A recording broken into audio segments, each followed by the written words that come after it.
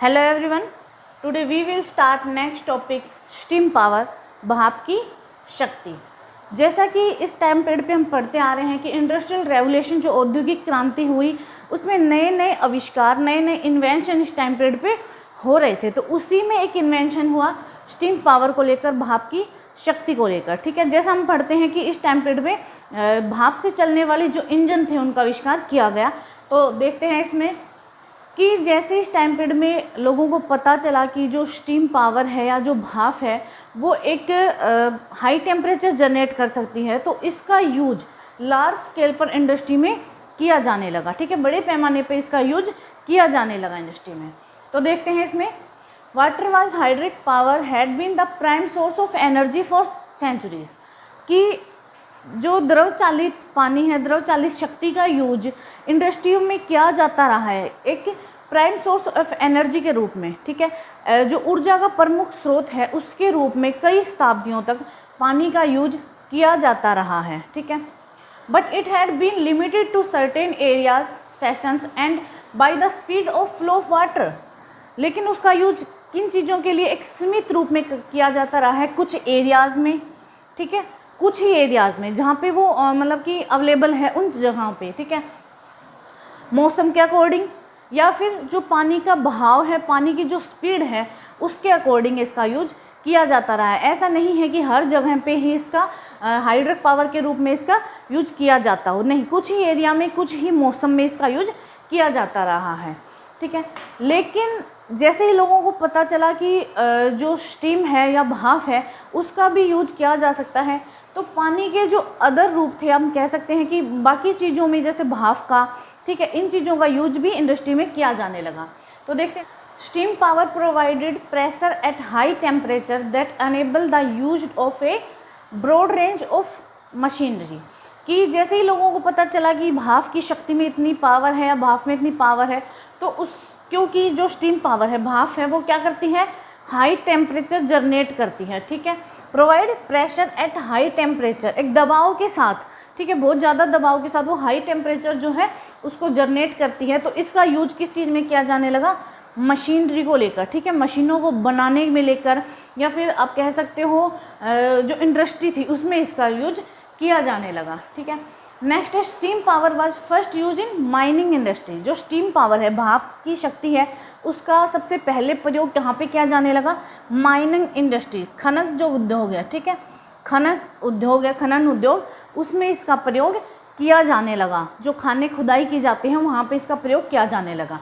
ठीक है, और इसी के साथ में जो स्टीम पावर से चलने वाले जो इंजन थे, स्टीम इंजन, उनका आविष्कार भी किया जाने लगा। अब देखो कि इस टाइम पीरियड पे जाकर जो खानों में जो पानी भरने की जो प्रॉब्लम थी, ठीक है, फ्लूडिंग प्रॉब्लम्स वहाँ थी, वो एक सीरियस प्रॉब्लम थी। बहुत ज़्यादा समस्या लोगों को हो रही थी कि खानों में पानी भर जाता था, बाढ़ का पानी, बारिश का पानी, जो भी पानी होता है वो खानों में भर जाता था, तो वो पानी ज़्यादा प्रॉब्लम कर रहा था। उसको लेकर कुछ इंजन या कुछ ऐसे स्टीम इंजन का आविष्कार यहाँ पे किया गया। तो देखते हैं, Thomas Savery built a model steam engine called the miner's friend in 1698 to drain mines, कि सबसे पहले थॉमस सेवरी ने एक स्टीम इंजन का एक मॉडल बनाया। ठीक है, भाप का जो इंजन था, भाप से चलने वाला जो इंजन था, उसका एक मॉडल बनाया और उसका क्या नाम दिया, माइनर फ्रेंड।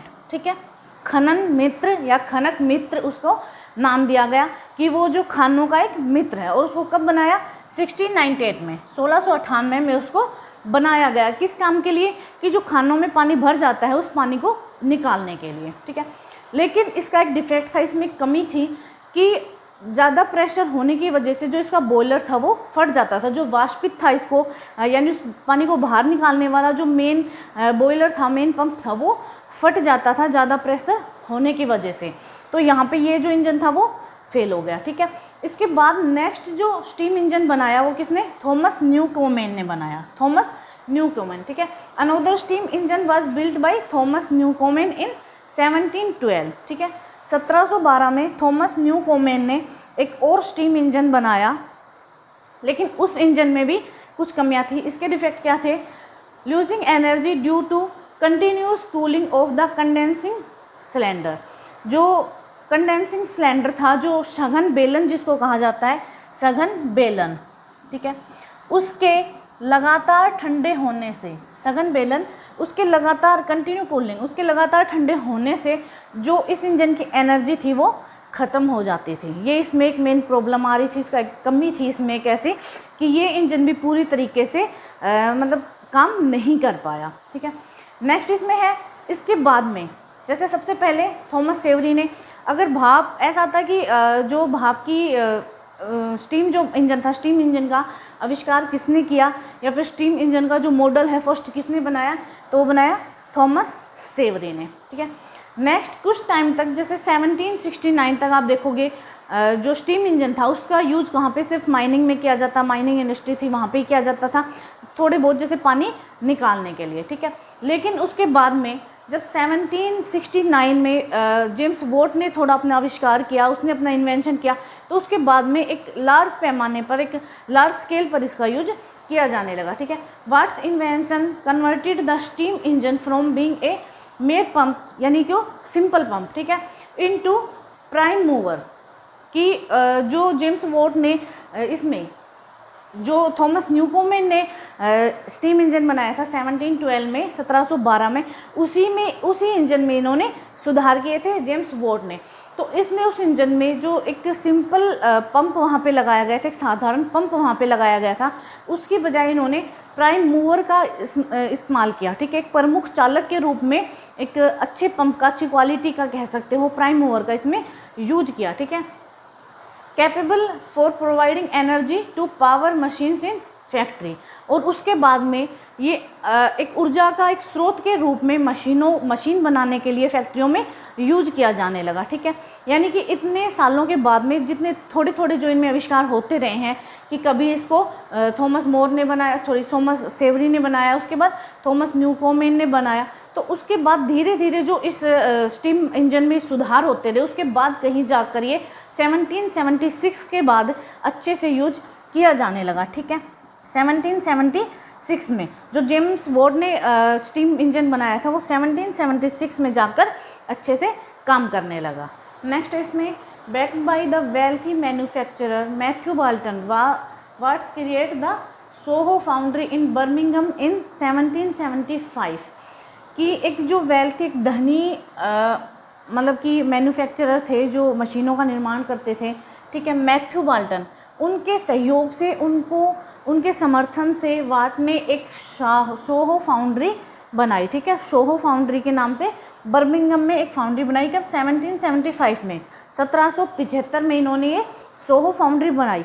और जेम्स वॉट की सोहो फाउंड्री बनाने के बाद में जो जेम्स वॉट ने जो स्टीम इंजन का आविष्कार किया था, जो स्टीम इंजन उन्होंने बनाया था, वो काफ़ी मात्रा में यहीं से बनकर जाने लगे, यानी उनका मैन्युफैक्चर कहाँ पे होने लगा, यहाँ पे सोहो फाउंड्री में, ठीक है, बर्मिंघम में।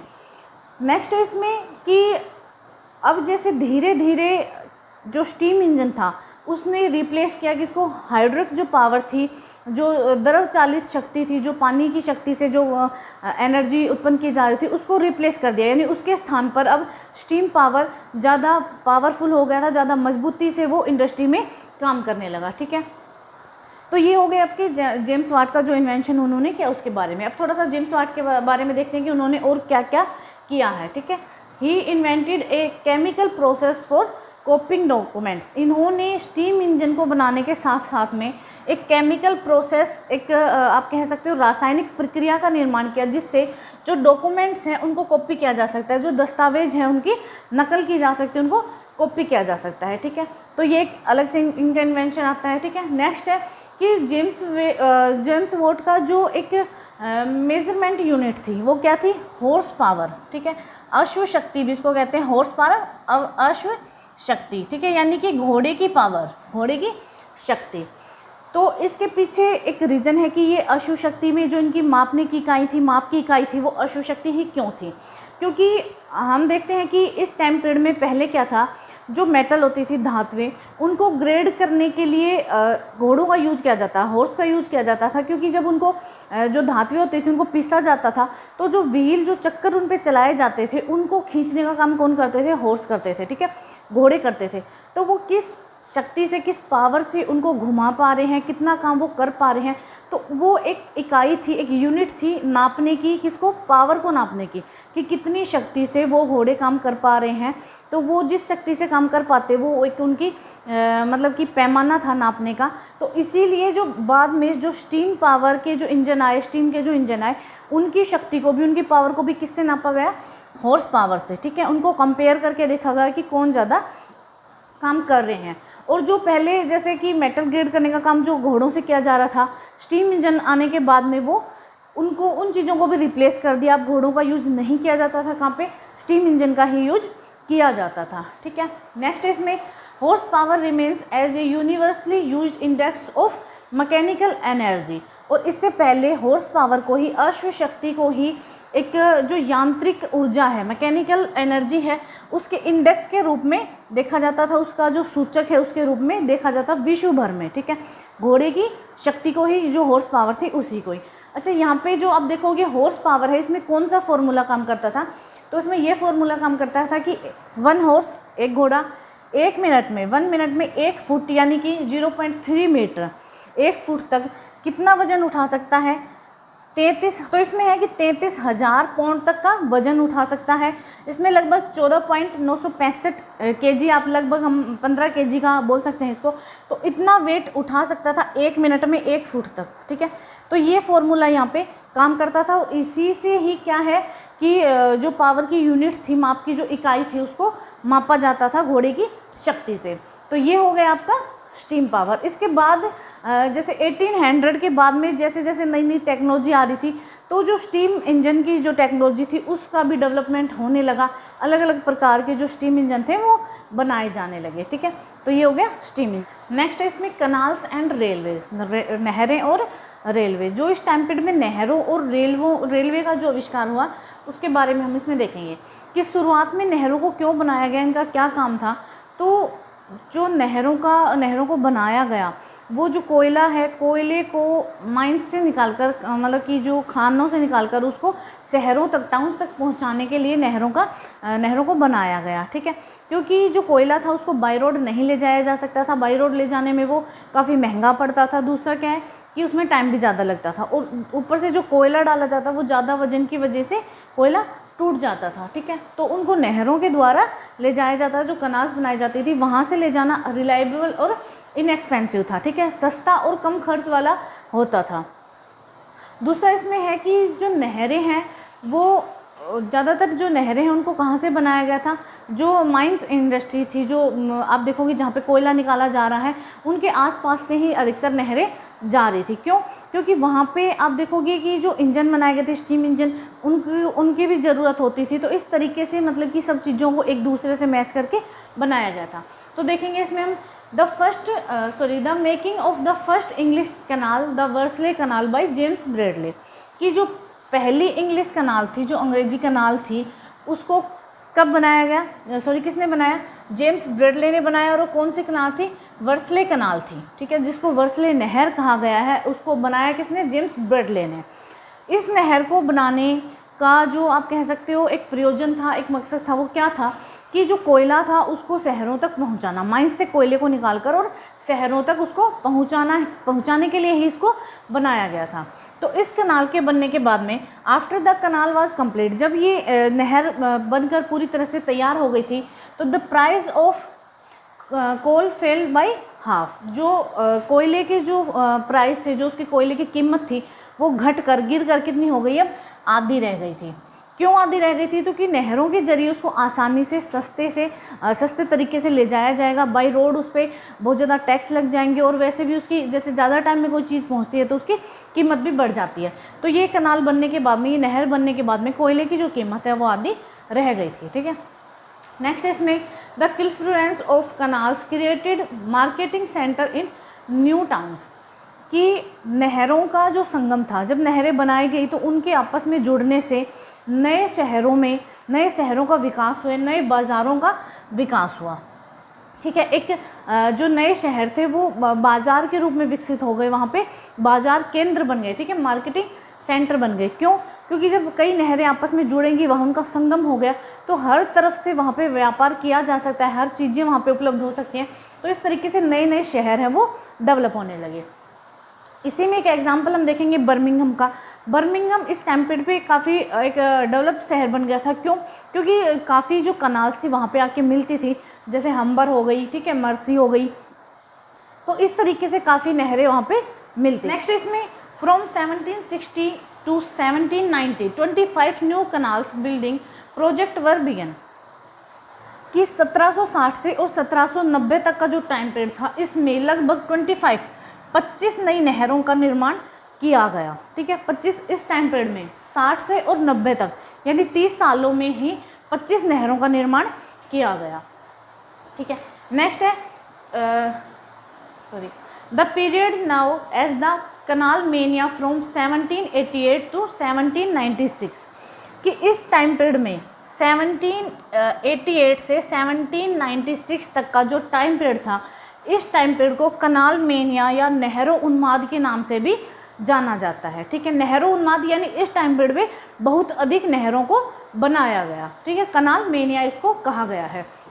और आगे आने वाले 60 ईयर्स में इतनी ज़्यादा नहरों का निर्माण किया गया कि उस टाइम में इंग्लैंड के पास में अब कितने मील लंबा, 400 मील जो लंबा था वो कनाल के जरिए रास्ते उनके पास हो गया था।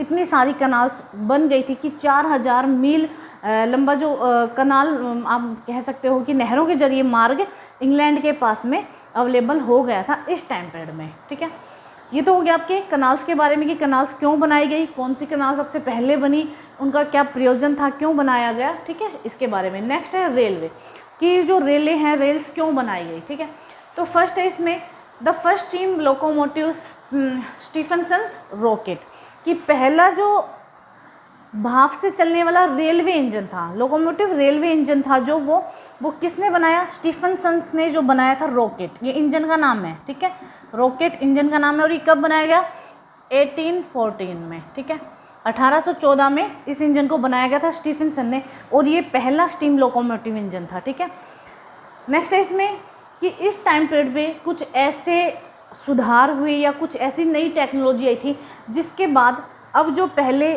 जो काम मतलब कनाल के जरिए किया जाता था, कि जो कोयले को ले जाना या अदर भी चीज़ों को ले जाना हो इधर उधर, तो जो कनाल्स के जरिए ट्रेडिंग की जा रही थी, वो अब सारा जिम्मा किस पे आ गया, रेलवे पे। ठीक है, रेल्स, क्योंकि रेल जो थी वो कनाल से भी ज़्यादा सस्ता पड़ता था। इसके साथ ही रेल में क्या है कि माल और यात्री दोनों को ले जा सकते हैं। ठीक है, दोनों को भर भर के आराम से ले जा सकते हैं। और रेल क्या है, ये हर मौसम में अवेलेबल है। जैसे कनाल्स क्या है, जब मौसम चेंज हो जाते हैं तो उसमें हम कनाल्स का यूज़ नहीं कर पाते नहरों की, जैसे अगर बहुत अधिक बारिश हो रही है। ठीक है, दूसरा क्या है, जो सर्दी के मौसम आते हैं, ठीक है, तो उसमें क्या है कि पानी जम जाता है, पानी जमने की वजह से उसका हम यूज़ नहीं कर पाते हैं, या फिर कोहरा जो हम बोलते हैं, या धुंध जो होती है, ठीक है, कोहरा या धुंध हो जाती है, तो उस टाइम पे कनाल्स का यूज़ नहीं किया जा सकता। लेकिन जो रेल थी वो हमेशा अवेलेबल थी, मतलब कि आप देखोगे कि वार्षिक रूप से कभी भी ऐसा नहीं हुआ कि रेलों का यूज़ नहीं किया जा सकता। तो इसका ज़्यादा फ़ायदा हो गया। दूसरा कि ये कनाल से भी सस्ती पड़ती थी और कम टाइम में सामान को इधर उधर पहुँचाया जा सकता था। तो अब क्या था, रेलों का आविष्कार धीरे धीरे ज़्यादा होने लगा। ठीक है, दूसरा इसमें कोई चेंज मतलब कि कुछ ऐसे चेंज हुए जिसके बाद रेलवे थी वो एक आप कह सकते हो कि एक प्राइमरी सोर्स बन गया था। ठीक है, सभी आप देखोगे व्यापार के लिए। तो फर्स्ट इसमें the iron track which replaced the wooden track, की जो आयरन ट्रैक था, लोहे की जो पटरियां हैं, उसने रिप्लेस किया इसको वुडन ट्रैक को। जो पहले लकड़ियों की पटरियां बनाई गई थी उसको रिप्लेस कर दिया। पहले लकड़ियों की पटरियां बनाई जाती थी, उससे क्या था कि जैसे जंगलों का भी पेड़ों को काटा जा रहा था, जंगलों को साफ़ किया जा रहा था। दूसरा, ये ज़्यादा मजबूत भी नहीं हो पाती थी, कुछ टाइम बाद टूट जाती थी, गल जाती थी। ठीक है, तो इसको रिप्लेस किया आयरन ट्रैक ने। ठीक है, जो लोहे की पटरियाँ बनाई गई इन द 1760s। ठीक है, जो 1760 का दशक था उसमें। और दूसरा चेंज यहाँ पे क्या हुआ, haulage along it by steam engine. और उसके बाद जो रेल थी उसको किसके द्वारा खींचा जाने लगा, स्टीम इंजन, भाप के इंजन द्वारा। ठीक है, पहले जहाँ पे कोयलों का प्रयोग किया जा रहा था, कोयले बहुत ज़्यादा यूज़ हो रहे थे, उसको अब स्टीम इंजन द्वारा खींचा जाने लगा। दो चीज़, एक तो जो लकड़ी की जो पटरियाँ थी उसको लोहे की पटरियों में चेंज किया गया। दूसरा क्या था, जो पहले कोयले से रेलों को खींचा जाता था, अब क्या है, स्टीम इंजन द्वारा इसको खींचा जाने लगा। नेक्स्ट है इसमें, in 1801 Richard Trevithick had devised an engine called the puffing devil, कि 1801 में रिचर्ड ट्रेविथिक ने एक इंजन बनाया जिसका क्या नाम था, पफिंग डेविल। पफिंग डेविल इसका नाम था, यानी फुफकारने वाला दानव इसको कहा गया था। ठीक है, 1801 में रिचर्ड ट्रेविथिक ने इंजन बनाया पफिंग डेविल। और दूसरा हमने क्या पढ़ा था अभी कि 1814 में जो स्टीफनसन ने बनाया था रॉकेट, वो स्टीम इंजन था। ठीक है, नेक्स्ट इसमें है कि ये जो पफिंग डेविल बनाया गया रिचर्ड ट्रेविथिक ने, ये इंजन ट्रकों को खींचने का काम करता था। यानी जो खानों से, जमाइन से कोयला निकालकर ट्रकों में डाला जाता था, तो ये उन ट्रकों को खींचने का काम करता था जहाँ पे रिचर्ड ट्रेविथिक काम करते थे। कॉर्नवाल से ट्रकों खींचते थे। नेक्स्ट इसमें, in 1814 the railway engineer George Stephenson constructed a locomotive called the Blucher. ठीक है, कि जो रेलवे इंजीनियर थे जॉर्ज स्टीफनसन, इन्होंने एक लोकोमोटिव यानी एक रेल इंजन का आविष्कार किया, एक रेल इंजन को बनाया जिसका क्या नाम था, द बल्चर इसको कहा गया है। ठीक है, इस इंजन की क्या खास बात थी कि ये 4 मील पर घंटे की रफ्तार से 30 टन जो वज़न था उसको पहाड़ी पर ले जा सकता था। यानी कि अब धीरे धीरे जो इंजन बनाई जा रही थी उनकी कैपेसिटी ज़्यादा, उसको बढ़ाया जा रहा था कि पहले जो इंजन कम रफ्तार से चलते थे, अब धीरे धीरे इंजन की रफ्तार है, जो स्पीड है, उसको तेज़ किया गया। तो ये जो इंजन था बल्चर, ये पहाड़ी पर भी सामान को ले जा सकता था। ठीक है, नेक्स्ट इसमें, the first railway line connected the city of Stockton and Darlington in 1825, कि जो पहली रेलवे लाइन ब्रिटेन में बनाई गई, जिसको बिछाया गया, वो कौन कौन से शहरों के बीच, स्टॉकटन और डार्लिंगटन के बीच में बनाई गई थी। कब, 1825 में। ए डिस्टेंस ऑफ 9 मील्स। ठीक है, और इसका जो डिस्टेंस था, इसकी दूरी थी, वो कितनी थी रेलवे लाइन की, 9 मील लंबा ये रेल मार्ग था। तो यानी आप देखोगे पहली रेल जो इंग्लैंड में चलाई गई वो 1825 में चलाई गई थी। किन दो शहरों के बीच चलाई गई, स्टॉकटन और डार्लिंगटन के बीच में चलाई गई थी। और इस रेल का, जो पहली रेल चली, उसका डिस्टेंस कितना था, 9 मील।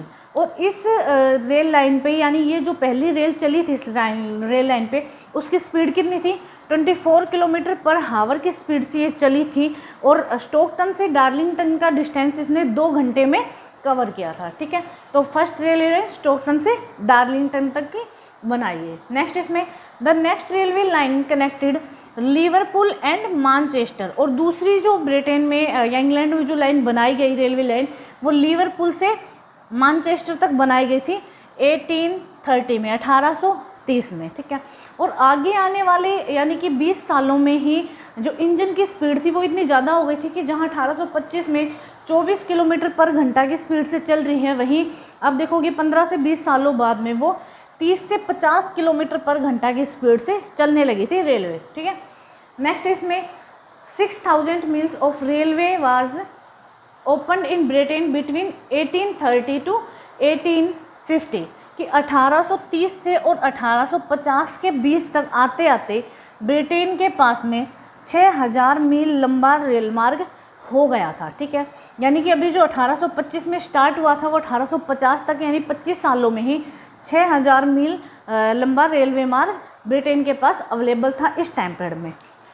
ठीक है, तो इसी टाइम पीरियड में आप देखोगे कि इतनी ज़्यादा मतलब कि रेलवे का विकास हुआ, क्योंकि जैसे हमने बात की कि नहरों का यूज कम हो गया था। क्यों, क्योंकि सर्दी के मौसम में पानी जम जाता था, कोहरा हो जाता था, धुंध हो जाती थी, या फिर बरसात के टाइम में उसको नहीं यूज किया जाता था, तो रेलवे का विकास ज़्यादा होने लगा था। ठीक है, तो इसी में the little railway mania of 1833 से 44 तक, ठीक है, जिसको छोटा रेलो उन्माद कहा जाता है, यानी कि इसमें कम जो रेलवे लाइन थी उनको बिछाया गया था। कितना ट्रैक इसमें बिछाया गया, 1400 meals of line was built इस टाइम पीरियड में, 1833 से 44 तक, यानी 10 सालों में 1400 मील लंबा रेल मार्ग बिछाया गया। और इसी कारण इसको लिटिल रेलवे मेनिया के नाम से जाना जाता है, छोटा रेलो उन्माद के नाम से जाना जाता है।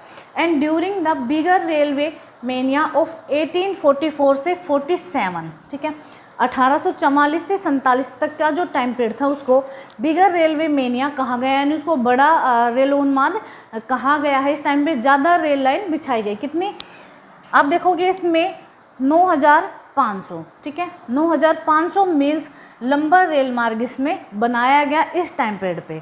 यानी कि आप देखोगे 1850 तक आते आते, जहाँ 1825 में अभी ब्रिटेन में रेल बनना स्टार्ट हुई थी, जो रेल लाइन है बनना स्टार्ट हुई थी, रेल चलना स्टार्ट हुई थी, वो 1850 तक आते आते लगभग जो अधिकांश ब्रिटेन था वो रेलवे से जुड़ गया था, रेल लाइनों से जुड़ गया था। और जब यहाँ पे इतनी सारी रेल लाइनें बनाई गई तो लोगों को रोज़गार भी मिल रहा था, लोगों को लाखों लोगों मतलब मजदूर थे वो यहाँ पे काम में जुड़ गए थे, जिससे क्या हुआ, इंडस्ट्री रेवोल्यूशन आगे बढ़ा, औद्योगिक क्रांति। ये औद्योगिक क्रांति का दूसरा चरण आता है यहाँ पे, ठीक है।